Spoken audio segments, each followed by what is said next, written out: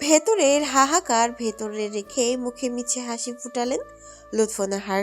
এরপর কত ওষুধপত্র খাইলাম, এর মাঝে রকির ছেলে হইল, আমাগো ইমরানডা। একটা বাচ্চার লাগি আমি তখন আফসোস করতে থাকলাম। তাহাজ্জুদ নামাজে চোখের পানি ফেললাম। আল্লাহ শেষ কৃপা হইল, ফারহান আমার কোলে আসলো। ওর বাপ তো ওরে মাথায় করে রাখতো। এরপর তন্ময়, বুকটা ভরলেও একটা মেয়ের শখ আমার মিটল না। তাই তো ছেলেটারে বিয়া করানোর জন্য উঠে পড়ে লাগছিলাম। তারপর তোমারে আনলাম। লুৎফুন্নাহারের হাসিটা এবার প্রাণবন্ত আর গাঢ় হলো। শাহানুর শক্ত করে ওনার হাতটা আঁকড়ে ধরে। অভিমানী মনটা কানে কানে বলে গেল, মায়ের কথা রাখতে গিয়ে নির্ণয় ভালোবাসা বিসর্জন দিয়েছে। আর সেই ভালোবাসা তুই না, অন্য কেউ। লুৎফুন্নাহার মেয়েটার মাথায় হাত রাখলেন। তোমার নিজের মা না হলেও আমারে মা কইয়াই তো ডাকো। আমার মেয়ে হইয়াই থাকবা নূর। তোমাদের মাঝে যা সমস্যা হইবে আমায় জানাবা। ফারহান কিছু বললেই আমারে নালিশ দিবা। থামবি তো না, কালকে মাইয়াটা জইলা যাইবে। 10টার কোঠায় রাত। গ্রামের জন্য এটা বেশ গভীর রাতি বটে। বাড়ির হইচই কোনো অংশে কমেনি। শাহানুর ওপাশ ফিরে শুয়ে আছে। নির্ণয় ল্যাপটপ নিয়ে বসে আছে, তবে মন সম্পূর্ণ ওপাশ ফেরা নারীর দিকে। সন্ধ্যা থেকে মেয়েটার এমন বৈরী আচরণ ভাবাচ্ছে তাকে।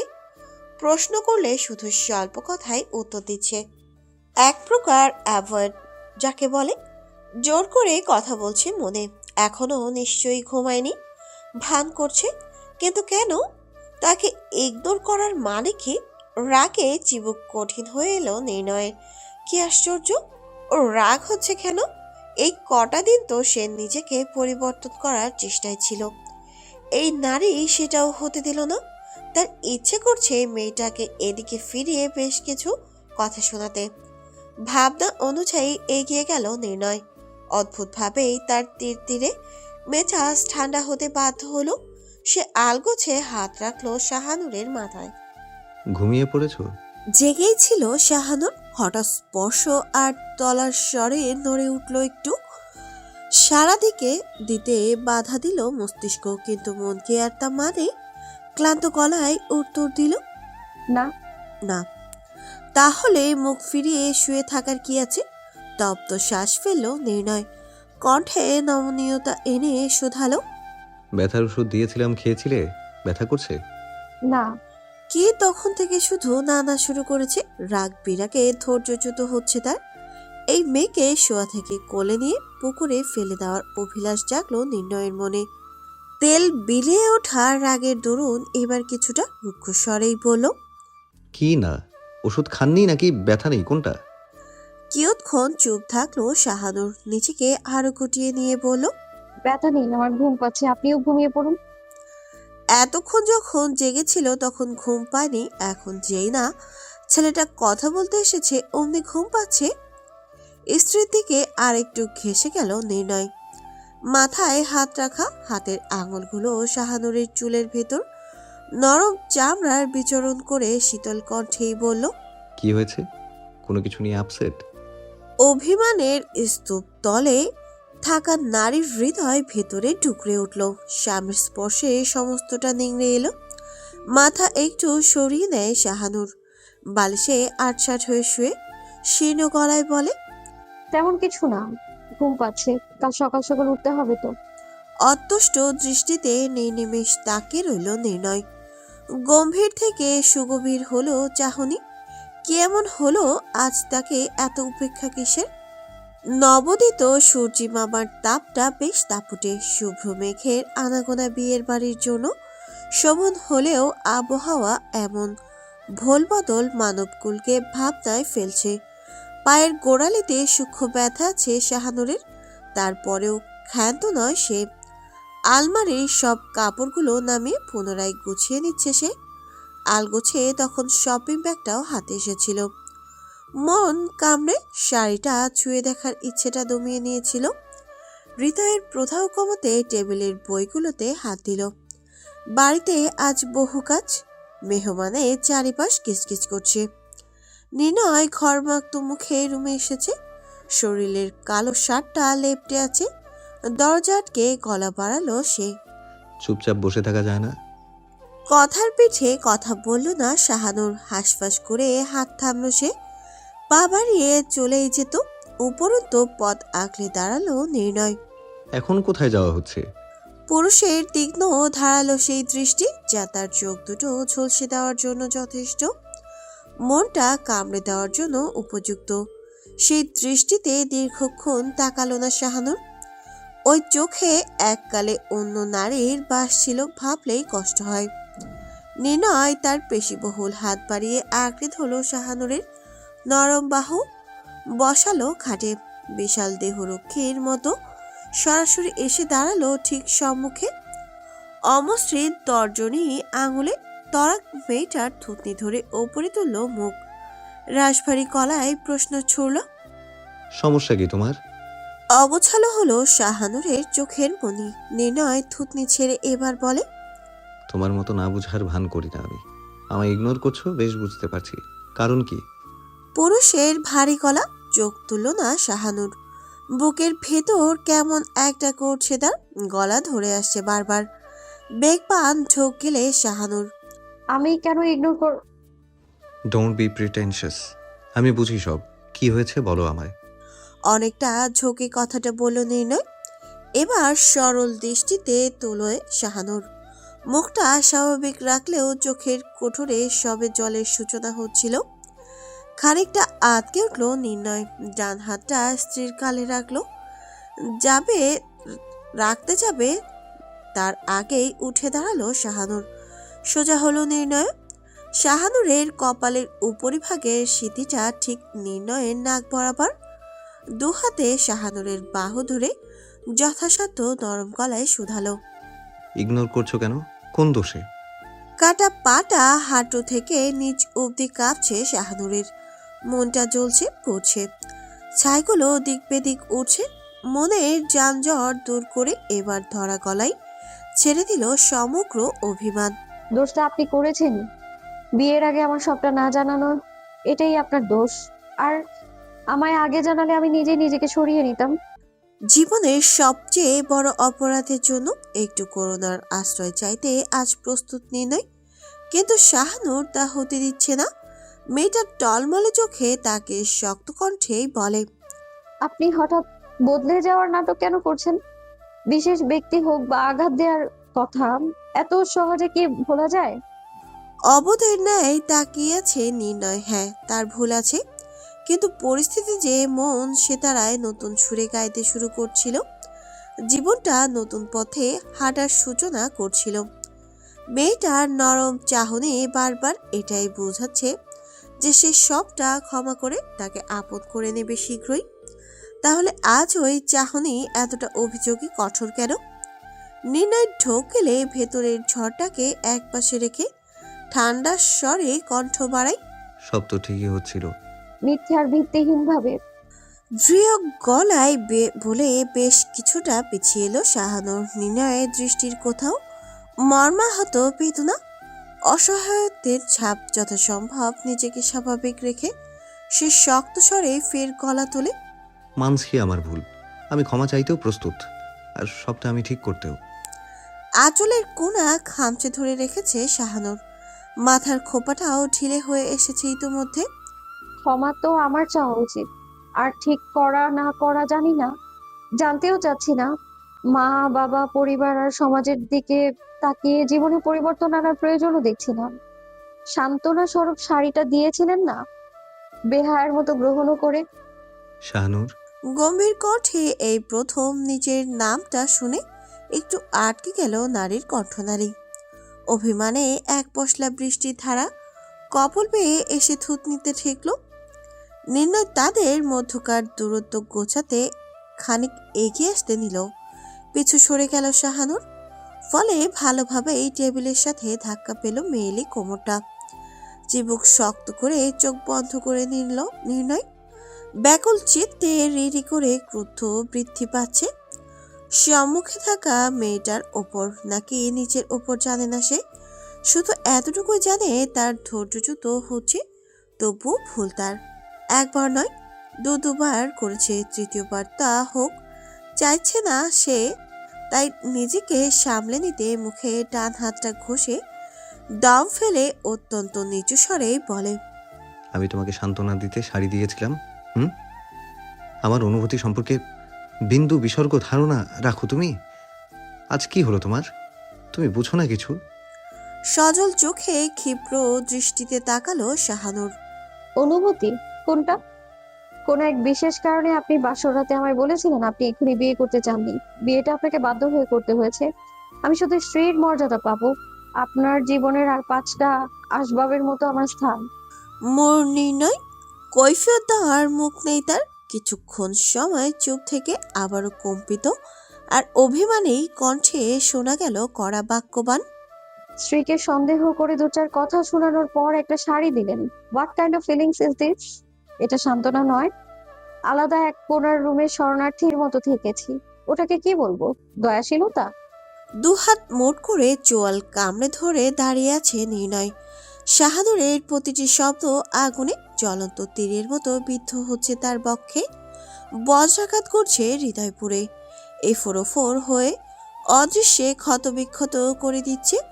এতটা পাপী সে স্ত্রীর চোখে, এতটা অন্যায় করে ফেলেছে সে ভালোবাসার নজরে আসছে না। আচ্ছা, একটা সুযোগ কি তার প্রাপ্য নয়? উষ্ণ নিঃশ্বাস ধীরে আছড়ে পড়ছে নির্ণয়ের ঠোঁটের উপরিভাগে, অন্তর্করণে ঘূর্ণিঝড়, অথচ নির্ণয় তখনও অটল দৃষ্টিতে তাকিয়ে। এতদিনে দুজনের চোখে চোখে বলা কথা বধুয়ার লাজে লাল হয়ে মিইয়ে যাওয়া, হুটহাট স্পর্শে চকিত হওয়া, আরো কত কি। এসবের পর এমন কথা কেন আসছে? বুকে দুহাত গুজে নিল নির্ণয়, রাশভারী গলায় তার, এতদিন বুঝলেন না এটা? আজ হঠাৎ মনে হওয়ার কারণ কি? পাল্টা স্পষ্ট অভিমানটা অভিমানী রমণী ধরণীতে ধরতে পারল না, অকপটে মুখের ওপর বলে বসল, এতদিন কৃত্রিমতা ধরতে পারিনি, আজ পেরেছি। রাগে দাঁতে দাঁত পিষল নির্ণয়, মুখাবয়ব জমে গেল কয়েক গুণ। শাহানুর ঠায় দাঁড়িয়ে আছে। এই রুমটা তাকে এতটা অপছন্দ কেন করে? এই ঘরেই কেন তার যন্ত্রণার সূত্র হয়? এই ঘরটায় তার সুন্দর সংসার হলে কি খুব ক্ষতি হতো? পরপর মানসপটে উবে এলো বিবেকের তাড়না, এটা অন্য কারো হওয়ার কথা ছিল। উড়ে সে জুড়ে বসা তোকে পছন্দ করার প্রশ্নই আসে না নূর। কাটা পাটা টনটনে ব্যথায় কামড়ে ধরছে, মনের ব্যথা এর চেয়ে প্রকট, তবে প্রকাশ করার উপায় নেই। নজর মাটিতে রেখে ফের ভঙ্গুর জীর্ণ কণ্ঠ বাড়ায় শাহানুর, আপনার জীবনে আসা আমার উচিত হয়নি, কিন্তু আমার কি দোষ বলুন? লিখেছেন তো ওই আল্লাহ, আমি তো সেই মহানের নগণ্য সরঞ্জাম মাত্র। কথাটুকু বলেই নিঃশ্বাস চাহনিতে তাকালো শাহানুর। আদলে দৃঢ়ভাব ফুটে উঠল এক লহমায়, তবে অন্তর পুড়ছে অদৃশ্য আগুনে। অপর পাশের কুঁচকে থাকা ভ্রুয়ের নিচে রাগে গম্ভীর দৃষ্টি, ক্রুদ্ধে মেটে রাঙা ঠোঁটজোড়া কাঁপছে। সবটাই উপেক্ষা করে ভাঙা কণ্ঠে এলো, আমাকে আপনি করেই বলবেন, আপনার মুখে সেটাই মানায়। ফর্মালিটি পূরণ আর হুটহাট অদ্ভুত আচরণে আমায় বিভ্রান্তিতে ফেলবেন না আশা করি। আর্টিফিশিয়াল কোনো কিছু আমার চাই না। এক মুহূর্তের জন্য দাঁড়ালো না শাহানুর, দরজা খুলে ক্ষত পায়ে প্রস্থান করলো। এক মুহূর্তের জন্য পিছু ফিরল না। নির্ণয়ের দৃষ্টি শক্ত থেকে নিষ্প্রাণ হলো। অভ্যন্তরে কঠোর মানব ভেঙে গুড়িয়ে যাচ্ছে ক্রমে ক্রমে। আশাতুর আর ব্যথিত মনটা চাইলো দৌড়ে চলে যাওয়ার রমণীর হাতটা এক ঝটকায় টেনে হঠাৎ এতটা যন্ত্রণা দেওয়ার কারণ জানতে, আচ্ছা করে কয়েকটা কথা শুনিয়ে দিতে। তার হৃদয়ে আঘাত দেওয়া নারীর যতই প্রিয় হোক না কেন, সে কৈফিয়তবিহীন নিশ্চয়ই ছেড়ে দেওয়ার পাত্র নয়। কিন্তু সে ছেড়ে দিল, উল্টো সমস্ত দায় মাথায় নিয়ে নিষ্প্রাণ হয়ে দাঁড়িয়ে রইল। রমরমা পরিবেশটা বিকেলে ঢলে গেছে। আকাশলোকে সূর্যের আধিপত্য কমে এসেছে অনেকটা। পার্লারের লোকেরা এরই মাঝে নওরিনকে সাজানোর কাজ শুরু করে দিয়েছে। এমন ব্যস্ত দিনে মেয়েটা বাহিরে বের হওয়ার ফুরসত পাচ্ছে না। কাছারি ঘরের বা পাশের পাটাতনে শাহানুর, ফারিন, মমিনা বেগম বসা, তৃষাও আছে সেখানে। এদিকটা একটু নিরালা বটে। শাহানুর যথাসম্ভব মলিন ক্লান্ত মুখ আড়াল করার প্রচেষ্টায় কিন্তু তৃষার উপস্থিতি তা হতে দিচ্ছে না। জিতেন্দ্রিয়ে হানা দিচ্ছে মন্দ লাগা। ফারিন ক্ষণে ক্ষণে তার দিকে তাকাচ্ছে, সবটা তার অজানা নয়। দুপুর থেকে নির্ণয়েরও দেখা নেই। এবার তার অপরাধবোধ বেড়ে যাচ্ছে প্রবলভাবে। ট্রিনা অদূরে পিড়িতে বসে আচারে নিবিষ্ট। একটু আগেই গা গুলিয়ে আসছিল তার। শাহানুরের দিকে ঘোলা অথচ অভিজ্ঞ দৃষ্টিতে দেখে মোমেনা বেগম জিজ্ঞাসা করলেন, কি লো, তোর মুখটা অমন শুকনা কেন? দেখা মনে হইব স্বামী আদর্শ পাস না, অথচ সব তো আমাগো চোখে দেখা। কোলে কইরা রাহে আমার ডাক্তার নাতিরা, তারপরেও মুখে মন গর্তা ব্যাঙের লাগান কেন? তৃষা বিরক্ত নিয়ে তাকালো। এটা কেমন ভাষা নানু? তুমি আর ঠিক হলে না। তটস্থ হয়ে বসে আছে শাহানুর। নিজের অস্বস্তির চেয়ে তৃষার অস্বস্তিতে আরো মিয়ে যাচ্ছে সে। মোমেনা বেগম মুখ অম্লিয়ে পাল্টা বিরক্ত নিয়ে বলেন, তোর কি বুড়ি হইতেছস? বিয়া কর তাড়াতাড়ি, তাহলে বুঝবি এইটা কেমন ভাষা। ট্রিনা তৃষাকে উদ্দেশ্য করেই বলে, এনার সাথে কথা বলিস না তো বোন, আজাইরা গা জ্বালানি কথা ওনার সব। এর মধ্যেই তাদের নিকট এসে দাঁড়ায় শম্পা। উৎফুল্ল হয়ে শুধায়, শ্বাসটা কেমন হলো গো? ফারিন এক ঝলক তাকিয়ে নিরস গলায় বলে, বাহ, আমায় ছাড়া সেজে ফেলেছিস তুই। দেখতে অবশ্যই ভালো লাগছে। আমি তো এখনো গোসলই দেইনি। ট্রিনার আমেশ্বাস মুখে পড়ে নাক কুঁচকে গলা উঁচিয়ে বলে, এত ভারী সাজ আমার ভালো লাগে না, আবার হালকা সাজ সুন্দর। আর হলুদের দিন কেউ এমন করা সবুজ শাড়ি পরে শম্পা? হলুদ শাড়ি নাই তোর? শম্পার মুখের হাসিটা উবে যায়। রাগে বাঁকা চোখে ট্রিনার দিকে তাকায়। ফারিন, মানুষকে এভাবে বলতে হয় নাকি? শাহানুর ঈষৎ হেসে চোখে মুখে মিছে আগ্রহ নিয়ে বলে, শম্পা, তোমাকে শাড়ি কি ওই পার্লারের লোকেরাই পরিয়ে দিয়েছে? বেশ সুন্দর হয়েছে, কিন্তু তবে চুলটা বেঁধে ফেলে আরো ভালো লাগবে। শম্পা হেসে পাশে বসে। আড়ালে মুখ ভেঙায় ট্রিনা। সরাসরি তাকে ফারিন চট করে শুধায়, রান্নার দিকে কে আছে? সাপ্রান্ত বক্সের কাছে। দাদা ভাই তো আজকে দিনেও তার ওই তিহানি সোনার রুমে। ফারহান ভাই কই? মিনি ভাবি জানো কিছু? শাহানুরের মনেও ভাবনার উদয় ঘটে। তবে নীরব দৃষ্টি পায়ের পাতায় রেখে দুপাশে মাথা নাড়ে। তরক নড়ে তৃষারও। ফোন থেকে চোখ সরিয়ে মুখ তুলে কয়েক পলক ঝাপটালো সে। ফসে উঠল ফারিনের কথা টেনে নেয় তৃণা। তোমার দাদা ভাইয়ের বহু কাম বুঝছো? এদিকে তো সব ঠিকই আছে, ঐতিহাসিক শোরুম যে কইলা, ওইটা না থাকলে চলতা কেমনে? কপাল কুঁচকে দাঁত কিরমির করলো ফারিন। আমি মজা করে বললাম। আর আমার বাপ আকাশে ঘুমায়। রোজই রোজগার নাই যে। শোয়ার রুমে গিয়ে তাকিয়ে থাকো হবে। পরিস্থিতি বিগড়ে যাবে দশা। মুমিনা বেগম সামলাতে তেতে উঠল। এই আবুদুব কি শুরু করছে গো? বৌয়ানারে ডাকতাম। হ্যাঁ, ফারিন মুখ ঘুরালো। তৃণার রেগে ওপাশে মুখ ফেরাতেই আবার শোনা যায় মুমিনার কর্কশ গলা। এই লতা ফাতা তৃণলতা, এমন কাইজা খিন্ডাস কেমনে তুই? পেটে না একটা আছে? কুসুটিগিরি বাদ দিয়ে আল্লা বিল্লা কর। সব দিতাছেন? ঘাড় সোজা করে বলে তৃণা। তৃষা বিরক্তিতে এক নজর বোনকে দেখে উঠে চলে যায় ঘরের দিকে। মুমিনা বেগম মুখ লটকালে।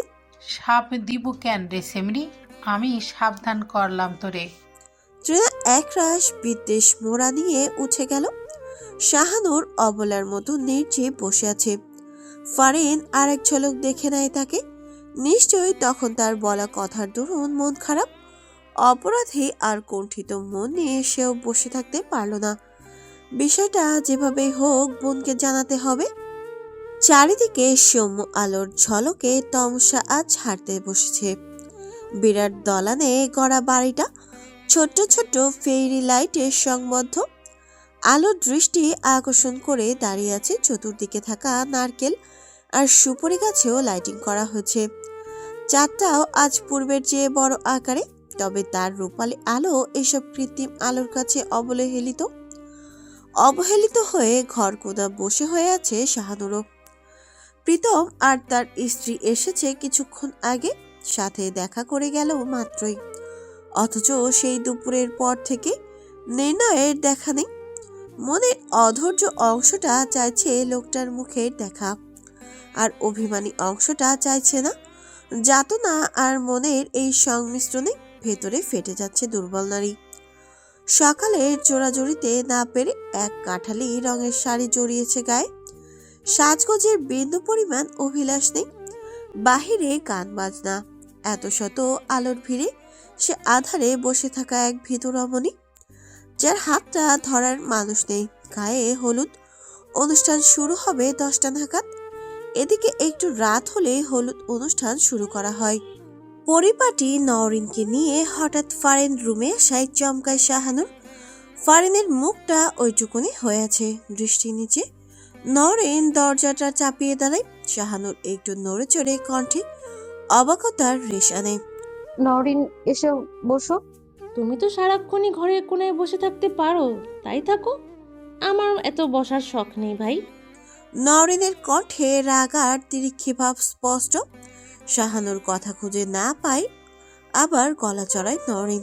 তোমার ননদের বিয়ে কেউ বলবে এভাবে হাত গুটিয়ে ঘরে বসে থাকো কিভাবে? ওদিকে সবাই কত আনন্দ করছে। শাহানুর শান্ত স্বরেই জবাব দেয়। আসলে আমার শরীরটা ভালো লাগছে না, তো তাই। শরীর ভালো না নাকি মন ভালো না, কোনটা? পরপর ফারিনের কান ধরে এক প্রকার আক্রোশে বলে। এই মেয়ের কথা শুনে তুমিও এর তালে নাচা শুরু করলে? উদ্ভট দৃষ্টি শাহানুরের। ফারিন কাচুমাচু মুখে দাঁড়িয়ে। নওরিন সাপটে পিঠে এক ঘা বসিয়ে ফের বলে। তুই মুখ খুলবি নাকি আমি আরেক তাল ফেলবো পিঠে? আতকে ওঠে শাহানুর। এ কি করছো? মারছো কেন ওকে? এত বড় মেয়েকে কেউ মারে? এত বড় মেয়ে বাচ্চাদের মতো কাজ করলে মারবো না? এবার পূর্ণ দৃষ্টিতে ফারিনের দিকে তাকায় নওরিন। কি রে, খুব তো বলেছিলি সব বলে দিবি, তাহলে মুখ খুলছিস না কেন? নাকি ভাইয়ার কানে কথাটা তুলবো? নওরিনের হাত থেকে নিজের বাহু এক প্রকার ঝটকায় সরিয়ে আনে ফারিন। উফ, বলতেছি তো সোহন। শাহানুরের বিভ্রান্ত চোখ আর ম্লান মুখের দিকে তাকায় ফারিন। ইতস্তত করে জিভে ওষ্ঠ ভেজায়। আসলে মিনি ভাবি, সব দোষ ওই সাফনের। প্লিজ আমাকে বকা দিও না। না, হ্যাঁ। থামলো একটু। সাপনটা আমাকে বললো তিশাপুর আর ভাইয়াকে তোমায় ওসব বলতে। আমি আর একটু রং মশলা মিলিয়ে বলেছি। আমাকে পেয়ারা আর 200 টাকা লোভ দেখিয়েছিল। আমি রাজি হয়েছি। তারপর বলেছি এইসব বলতে নাকি তোমাকে। তুমি জেলাস হবা আর জেলাসে ভালোবাসা বেরিয়ে যাবে। ও প্রতিশোধ নিতে চেয়েছে ভাইয়ার উপর, তাই। চোখ ফেটে জল গড়ার উপক্রম ফারিনের। মিথ্যা কথা বলা হাত যতটা সহজ, তা স্বীকার করা হাজার গুণ কঠিন। অপমান আর অপরাধ বোধে মাথা হেঁট হয়ে যায় দশা। শাহানুর বিমূঢ় হয়ে বসে আছে। সত্য মিথ্যার বেড়াজালে জড়ো হয়ে আছে মন মস্তিষ্ক সব। নওরিন এবার ধীরে ধীরে এসে পাশে বসে। সবটা মিথ্যে না, আবার আংশিক সত্য আছে। শোনো, এই মেয়ে কেমন করেই তোমায় বলেছে আমি জানি না। তৃষা আপু ভাইয়াকে পছন্দ করতো ঠিকই, কিন্তু ভাইয়া করতো না, একদমই না। আমাদের মতো ওকেও বোনের নজরেই দেখেছে। ওর সাথে ভাইয়ার বিয়ের প্রস্তাব বড় ফুপু দিয়েছিলেন। তোমার বর নিষেধ করায় আর এগোনো হয়নি। এসব ভাইয়া আরও ক্লিয়ার বলতে পারবে তোমায়। তুমি আসলে একটা বেককল ভাবি। এসব মিথ্যে গসিপ শুনে যাচাই বাছাই না করে কেউ ঘরের কোণে মুখ ভোঁতা করে বসে থাকে? আমায় অন্তত জিজ্ঞেস করতে পারতে। ফারিন ঝট করে শাহানুরের পাশে এসে বসে এক হাত আঁকড়ে ধরে অপরাধী গলায় বলে। মিনি ভাবি, সরি তো, সত্যি সরি। রাগ করো না তুমি। আমি এক সময় আসল কথা বলেই দিলাম। সাফরানটা এইসব বলতে বলেছে। আমি ভাবলাম একটু বলেই দেখি রিয়াকশন হয়। মাফ করে দিও প্লিজ। ভাইয়াকে এইসব বললো না। মানবীয় অস্থির মনটা সামলে নিতে গিয়ে কথার ভাঁজ হারায় শাহানুর। কোনো রকমে স্মিত হাসি টেনে বলে। ও আচ্ছা, যদিও আমি আমি কিছু মনে করিনি, তবে আর কখনো এমন করো না, কেমন? নওরিন খেকিয়ে উঠল। কি আচ্ছা ভাবি, 2 ঘা বসিয়ে দাও তো গালে। সব কিছু সীমা থাকে ভাই, এসব সিরিয়াস বিষয় নিয়ে কেউ ইয়ার্কি করে? আর ওই সাফরানের তো খবরই আছে আজ। কিস তোমার মন খারাপ দেখে আমায় গিয়ে বলেছিল, নয়তো আদৌ তোমায় এসে বলতো কিনা কে জানে। কাঁদো কাঁদো মুখ ফারিনের। ইস, যদি তন্ময়টার কথা সে না শুনতো, যদি অমন উদ্ভট চুক্তিতে না পড়তো, তবেই ভালো হতো। অন্তত বড় বোনের কাছে এমন বকুনি খেতে হতো না। এখন যদি ভাইয়া এসব জানে, তবে তো কেল্লাফতে। ত্রস্ত চোখে তাকায় ফারিন।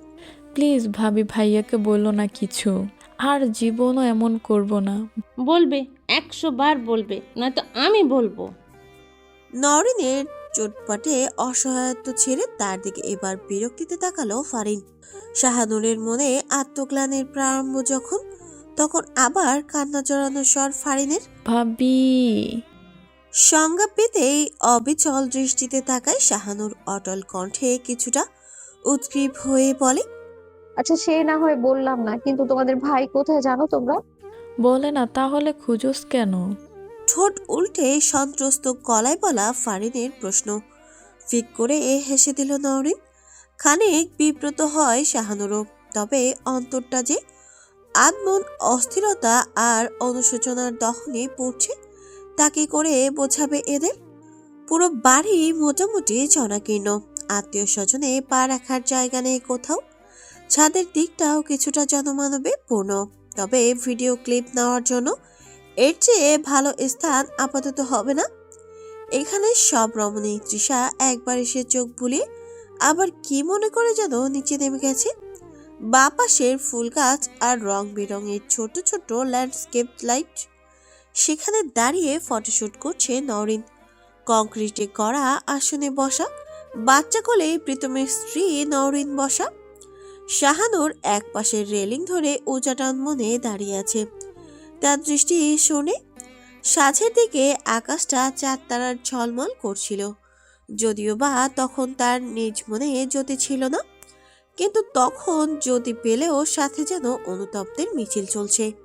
আকাশটাও কেমন গুমোট হয়ে আছে, অন্ধকারেও বোঝা যাচ্ছে ধূসর রঙের জলদগ্রাস করছে তা। মানুষটাকে সকালবেলা কি বাজে ভাবেই না কথা শোনালো, এখনো নিশ্চয়ই রেগে আছে তার উপর। মনে খুব আঘাত পেয়েছে কি। সকলের পর তো আর লোকটার দেখা মেলেনি।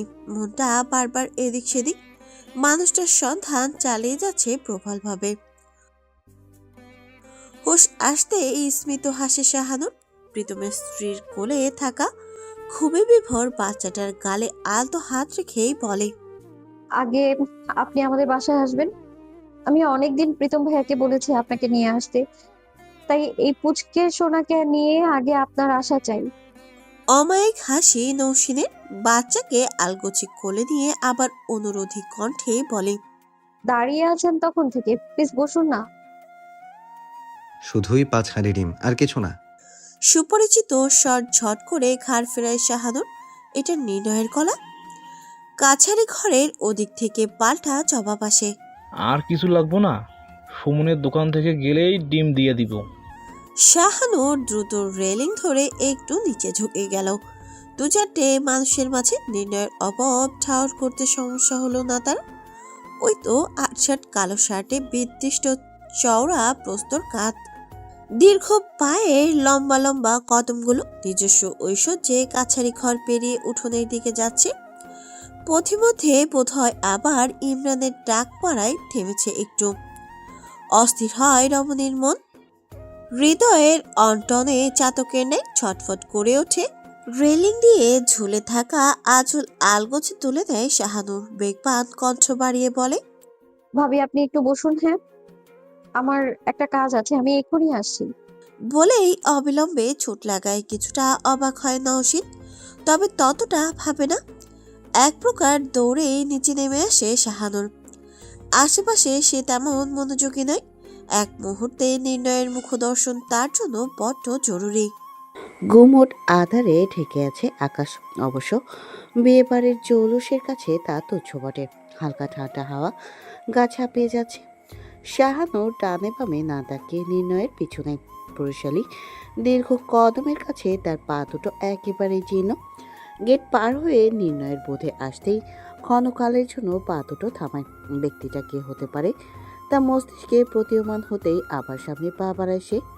এবার যেন পূর্বের চেয়ে আরও গতিশীল তার চলন। একটু ভরকালেও দমে গেল না শাহানুর। সেও বেগ বাড়ালো। কংক্রিটে প্রস্তুত রাস্তায় আগে পিছে হনহনিয়ে ছুটছে, হাঁটছে দুজন। সারণীর দুপাশে থাকা ঝাউ গাছে ছোট ঝাড়বাতিগুলো জ্বলছে, নিচ্ছে। এদিকটা জনশূন্য। নির্ভয় কপাল কুচিয়ে তীক্ষ্ণ দৃষ্টিতে সম্মুখে ধেয়ে আসা ঈষৎ আধারে দৃষ্টি রেখেছে। খরগোশের মতো কান দুটো পেছনের পদধ্বনিতে নিবদ্ধ। এবার পায়ের গতি শিথিল করে। বাঁশবনের আলো আধারের মিশেল পথে মেয়েটা পিছু নিচ্ছে। তড়িৎ দাঁড়িয়ে যায় নির্ণয়। শাহানুর ঠিক তার পেছনে, মাথায় কোনো রকমে ঘোমটা টেনে অপ্রস্তুত হয়ে দাঁড়ায়। জোর কদমে এতখানি হাঁটায় শাড়ির কুচিটা খানিক অগোছালো হয়ে এসেছে। কোমরের দিকে পিনটাও খুলে গেছে বোধহয়। মুখটা যতটা না গম্ভীর, তার চেয়েও কয়েক গুণ বেশি গম্ভীর শোনালো নির্ণয়ের স্বর। সমস্যা কি? জিভ দিয়ে নিচের ঠোঁট ভেজায় শাহানুর। নিজের দোষের বাদী হয়ে নির্ণয়ের পিঠের নিকট আরেকটু ঘেঁষে যায়। আপনার সাথে কথা আছে। আমার কাজ আছে। নির্ণয় পা বাড়াতে উদ্যত হলে নম্র কণ্ঠে ডেকে ওঠে শাহানুর। সাথে পেছন থেকে দু আঙুল শার্টের ব্যাক পার্ট আঁকড়ে ধরে। আটকে যায় পুরুষের পাজরা। এই কোমল রাগ আর টান উপেক্ষা করার সাধ্য তার নেই। শাহানুর দুর্বল গলায় অনুশোচনা ঢালে।